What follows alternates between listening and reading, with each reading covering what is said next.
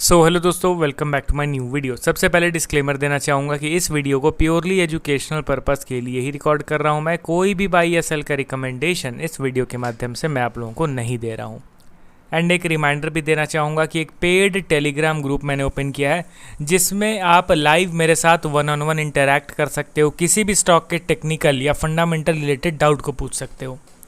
One time का payment आपको करना है 3,999 रुपीज़ का, एंड उसी के साथ आपको लाइफ टाइम का सब्सक्रिप्शन मिल जाएगा। ग्रुप ज्वाइनिंग लिंक वीडियो के डिस्क्रिप्शन बॉक्स में दिया गया है, वहीं पे मेरा ईमेल आईडी भी मेंशन्ड है।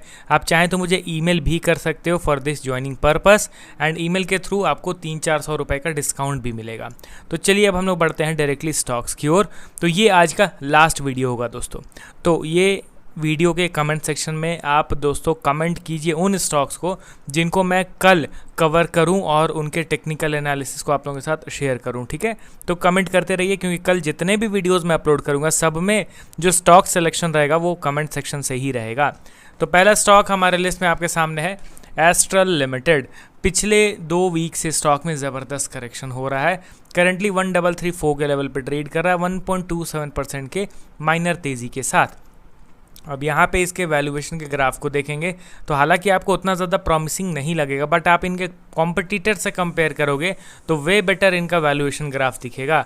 डीमर्जर का न्यूज़ आया। कभी कभी होता है ना दोस्तों कि कोई कंपनी डीमर्जर अनाउंस करती है तो सिर्फ उस अनाउंसमेंट से ही स्टॉक में वन वे मोमेंटम आता है, एंड कभी कभी कोई कंपनी डीमर्जर अनाउंस करती है तो स्टॉक में करेक्शन हो जाता है। एस्ट्रल लिमिटेड का भी वही हाल है। इन्होंने भी अपने डीमर्जर का अनाउंसमेंट करा बिजनेस में, तो स्टॉक में भारी भरकम करेक्शन आया। उस दिन अनाउंसमेंट के दिन एक दिन में स्टॉक ऑलमोस्ट 8% नीचे की ओर गिर गया था। हालांकि बाकी चीज़ आप देखोगे तो काफ़ी शानदार दिखता है, एंड टेक्निकल वाइज इसके चार्ट को अभी देखना हम लोगों के लिए बहुत इंपॉर्टेंट है। यहाँ पे मैं डायरेक्टली इसके चार्ट को ओपन करता हूँ वीकली टाइम फ्रेम में, तो आपको पता चलेगा कि इस स्टॉक में करेक्शन जो हुआ है, कितने परसेंट का करेक्शन हुआ था। ऑलमोस्ट 29 जून को 8% इंट्राडे में गिर गया था। उसके बाद से देखो तो धीरे धीरे करके अल्टीमेटली नीचे की ओर ही खिसक रहा है। कोई दिक्कत वाली बात नहीं है, बट अपने मेजर सपोर्ट लेवल के पास बढ़ रहा है, एंड उस सपोर्ट लेवल का ब्रेकडाउन नहीं होना चाहिए। मैं पर्सनली उम्मीद करके चल रहा हूँ कि इस सपोर्ट का ये ब्रेकडाउन ना करे। अगर ये ब्रेकडाउन करता है ना तो इतने साल तक जो ये सपोर्ट पे टिका हुआ था उस सपोर्ट की ये नीचे आ जाएगा, मतलब अच्छा खासा सेल ऑफ। उसके बाद फिर हम लोग उम्मीद करके चलने लगेंगे। जो अब तक हम लोग बुलिश व्यू लेके चल रहे थे स्टॉक में, वो व्यू हम लोग का टोटली अपोजिट हो जाएगा, रिवर्स हो जाएगा। तो इसीलिए एस्ट्रल लिमिटेड को नो डाउट अगर आप मुझसे पूछोगे कि सर आप किस लेवल पे स्टॉक को बाई करना प्रेफर करोगे, तो इस सपोर्ट लेवल पे तो मैं without formation any bullish price action कुछ क्वांटिटी तो मैं ऐड कर लूँगा, ठीक है। ये मैं अपना स्ट्रेटजी बता रहा हूँ। देखिए सब लोगों का स्ट्रेटजी डिफरेंट होता है फॉर बाइंग एंड सेलिंग। ये मैं अपना स्ट्रेटजी बता रहा हूँ, सभी का स्ट्रेटजी सही होता है उनके ओन नज़रिए से। यहाँ पे एस्ट्रल लिमिटेड को इस सपोर्ट लेवल पे मैं कुछ क्वांटिटी बाई करूँगा, ठीक है। Not all quantity. अगर मुझे 10 शेयर खरीदने हैं तो मैं 10 शेयर नहीं खरीदूंगा, मैं यहाँ पे 3 शेयर खरीदूंगा, मैक्स टू मैक्स 4 शेयर खरीदूंगा, क्योंकि ये मेरे एनालिसिस के अकॉर्डिंगली एक मेजर सपोर्ट लेवल है। अब किसी स्टॉक को अगर आप ऑल टाइम हाई से अप्रॉक्स देखोगे तो 50% के करेक्शन के बाद मेजर सपोर्ट पे बाई कर रहे हो, तो ऑब्वियसली वो तो एक वैल्यू इन्वेस्टिंग ही कहलाएगा। तो उस बेसिस पे मैं यहाँ पे इसको सपोर्ट पे तो बाइंग करूँगा ही, एंड अगर वहाँ से फर्दर वो ब्रेक डाउन करके नीचे गिर गया तब मैं यहाँ पे फिर प्राइस एक्शन का इंतज़ार करूँगा, एंड लोअर लेवल पे फर्दर और ऐड ऑन करूँगा। एंड अगर यहीं पे प्राइस एक्शन बना के ये बुलिशनेस का संकेत दिखाने लग गया तब थोड़ा सा बुलिश बिहेवियर का कंफर्मेशन के बाद स्टॉक को बाई करूँगा। या तो ये नीचे गिर जाए या तो ऊपर गिर जाए, बट फर्स्ट इंस्टॉलमेंट मैं इस सपोर्ट लेवल पे ही करूँगा। आपका क्या स्ट्रेटजी है अभी करंट बिहेवियर एस्ट्रल लिमिटेड का देख के कमेंट करके बताइएगा। अब चलिए बढ़ते हैं हम लोग अगले स्टॉक की ओर। हमारे लिस्ट में आपके सामने है पॉलीकैब इंडिया लिमिटेड। कंटिन्यूसली ये ऊपर की ओर ही भागता चला जा रहा है। अभी 9,210 के लेवल पे ये टिका हुआ है। लास्ट ट्रेडिंग सेशन में 1.5% की तेज़ी हम लोगों ने देख ली। अब इसके वैल्यूएशन के ग्राफ को देखो, आपको पता चलेगा कि ये अंडर वैल्यूड नहीं है। आप अंडर वैल्यूड के कैटेगरी में आप देखो एफएल इंडिया के चार्ट को देखो, वैल्यूएशन ग्राफ को, हिंदुस्तान फूड्स या फिर बजाज फाइनेंस के ग्राफ को देखो, एंड वहीं पे आप पॉलीकैब के ग्राफ को देखो तो आपको पता चलेगा कि पॉलीकैब के स्टॉक में डिसेंट तेज़ी आ चुकी है, जिस जिस हिसाब से इनके अर्निंग्स बढ़े हैं उस हिसाब से स्टॉक भी बढ़ा है। ऐसा नहीं है कि स्टॉक शांत पड़ा है, अर्निंग्स लगातार बढ़ते चले जा रहे हैं तो आज नहीं तो कल फटेगा स्टॉक, वैसा कुछ पॉलीकैब में तो नहीं करेंटली दिख रहा है। ये रिजल्ट्स के साथ लगातार फटता ही चला जा रहा है। अब करेंटली वैल्यूएशन इन लाइन है, ओवर वैल्यूड भी नहीं बट इसको अंडर वैल्यूड भी नहीं कहा जाएगा। इन्वेस्टर के सेक्शन पर नज़र डालेंगे तो एज यूजुअल काफ़ी स्ट्रॉन्ग शेयर होल्डिंग पैटर्न अभी भी इनका बरकरार है। कुछ भी वैसा स्टेक डाइल्यूशन बिग प्लेयर्स का यहाँ पे नहीं दिख रहा है। इनफैक्ट पीक लेवल पे पहुँचने के बावजूद बड़े प्लेयर्स धीरे धीरे करके स्टॉक्स को और एक्यूमुलेट ही करते हुए दिखाई दे रहे हैं।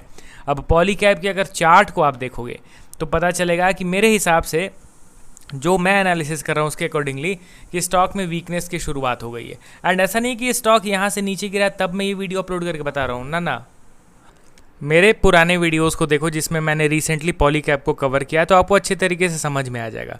एंड ऐसा नहीं है कि कोई रॉकेट साइंस है, ये simply candle sticks and price behaviour को देख के ही ये चीज़ें मैं एक्सप्लेन करता हूँ। टेक्निकल वाइज अपने टारगेट लेवल के पास पहुँच गया तो बस मैं अलर्ट हो गया कि नहीं भाई अब यहाँ पे शॉर्ट टर्म प्लेयर्स होंगे जो वो प्रॉफिट बुक लिटिल बिट करेंगे। अब यहाँ से स्टॉक नीचे गिर रहा है, अब अगर ये इसी तरीके से गिरता है तो ये जो ट्रेंड लाइन है ना, जो पहले स्टॉक का रेजिस्टेंस था उसको मैं ऐसे एक्सटेंड कर दूंगा, ये बन जाएगा फिर हमारा सपोर्ट लेवल। अब देखते हैं कि इस सपोर्ट लेवल पे फिर किस तरीके से बिहेवियर ये करता है, सपोर्ट ब्रेकडाउन का बिहेवियर शो करता है या फिर सपोर्ट से वापस ट्रेंड कंटिन्यूएशन का बिहेवियर पेश करता है।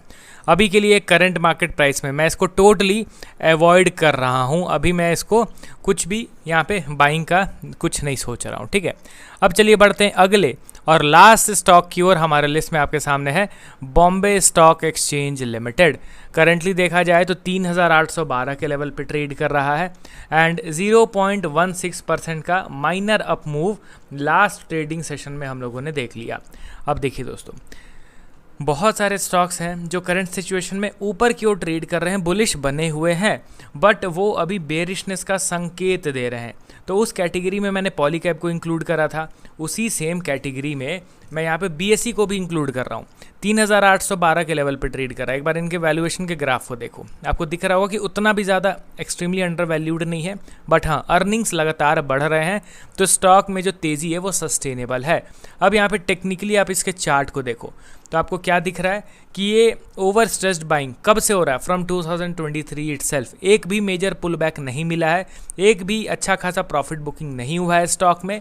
एंड अभी अपने टॉप लेवल पे पहुंचने के बाद यहाँ पे ये एम पैटर्न बना रहा है। आपको मैं डेली टाइम फ्रेम में अगर दिखाऊं तो आपको पता चलेगा कि ये हम लोग का इंपॉर्टेंट सपोर्ट लेवल है एंड इस सपोर्ट लेवल को स्टॉक ने ब्रेक डाउन कर दिया था। अब ये इंस्टेंटली ऊपर की ओर जाने की कोशिश कर रहा है। समहाउ ब्रेकडाउन फेलियर वाला कॉन्सेप्ट लग रहा है, बट यहाँ पे थोड़ा सा हम लोग को इंतज़ार करना होगा। 1-2 दिन में पिक्चर क्लियर हो जाएगा कि ये एम पैटर्न को फॉलो थ्रू मिलेगा या फिर इंस्टेंट रिवर्स करके न्यू ऑल टाइम हाई बनाएगा। 1-2 दिन में पता चल जाएगा। तो अभी 2-3 दिन इसको प्रॉपरली ऑब्जर्व करेंगे, सारा पिक्चर क्लियर हो जाएगा।